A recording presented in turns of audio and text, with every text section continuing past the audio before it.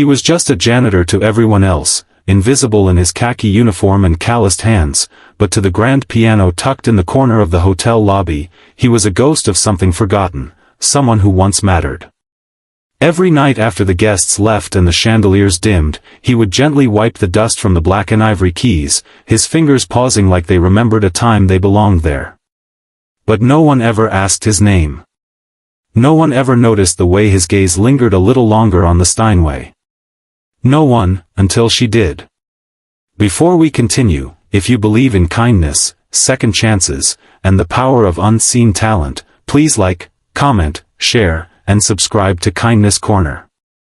Your support helps us share more emotional, uplifting stories that matter. Her name was Veronica Langford, a sharp, stunning CEO of a luxury hotel chain, known as much for her elegance as for her biting tongue. She walked like she owned the ground beneath her heels, and perhaps she did. One late evening, during an inspection visit to the hotel, she caught the janitor softly humming near the piano. She raised an eyebrow as if amused. "Do you even know what that is?" she asked, gesturing to the piano. Her voice was laced with mockery. The janitor, David, nodded gently without looking up. "Chopin's Nocturne in E-flat major," he replied, his voice calm and steady, though his heart thudded against years of shame and silence. Veronica laughed, a cruel, hollow sound. "If you can actually play Chopin," she smirked, "I'll marry you." Her words were intended to humiliate, a challenge not meant to be taken seriously, but David's eyes didn't waver. She turned and walked away before he could respond, not realizing that her arrogant joke had just unlocked a door that had remained sealed for decades. David's past was a symphony of broken dreams.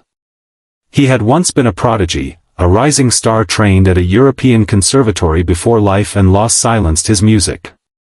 A car crash had stolen his mother, his scholarship, and the only piano he'd ever owned. Homelessness followed. He cleaned toilets to survive, not because he lacked talent, but because the world had no patience for grief or broken wings. His only solace was the stolen minutes he spent brushing his fingers along the keys, pretending he still belonged in the world of melody and meaning. That night, something shifted. David couldn't sleep. Her words rang in his ears like a cruel dare, but beneath the sarcasm was an opportunity, a crack of light in a wall of darkness. For days, he practiced in secret, coming in early and staying late, making sure no one saw. His fingers stumbled at first, stiff from years of disuse, but slowly the music returned. It was not just notes, it was memory, it was hope, it was everything he had buried beneath the janitor's uniform. A week later, Veronica returned to the hotel for a formal fundraiser. The lobby was filled with guests in glittering gowns and crisp tuxedos. A jazz trio was scheduled to play, but due to a last-minute cancellation, the piano stood quietly, waiting. David saw his chance. He removed his gloves, his apron, and slowly walked to the bench. The room fell into a hush as he sat down. Most guests thought he was just moving the piano, maybe cleaning it. But when he placed his fingers on the keys and began to play, something incredible happened. The haunting, elegant notes of Chopin filled the lobby like a forgotten prayer. Conversations stopped. Glasses froze mid-air. Veronica turned sharply, confusion washing over her face as she saw the janitor, her janitor, commanding the room with nothing but his hands and heart.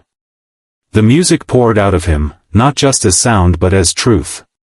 Pain, love, loss, and healing were all stitched into each measure.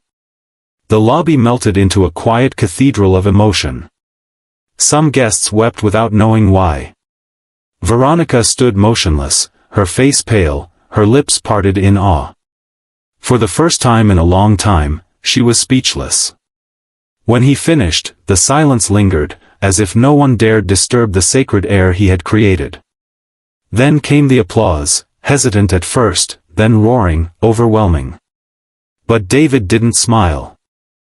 He stood, bowed slightly, and walked away without looking at her. He had already said everything he needed to say with his music. Veronica approached him later, her usual poise shaken.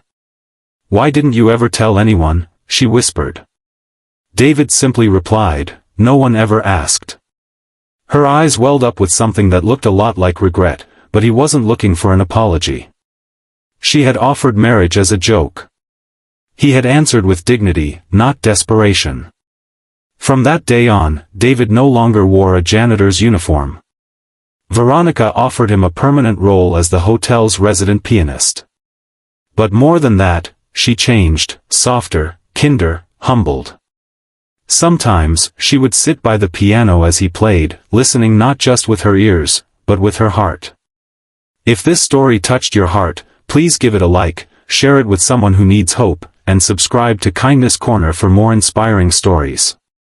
Every view, comment, and share helps us spread kindness where it's needed most. Speech balloon before you go, please leave a comment. What would you have done if you were in David's shoes? We'd love to hear your thoughts and stories.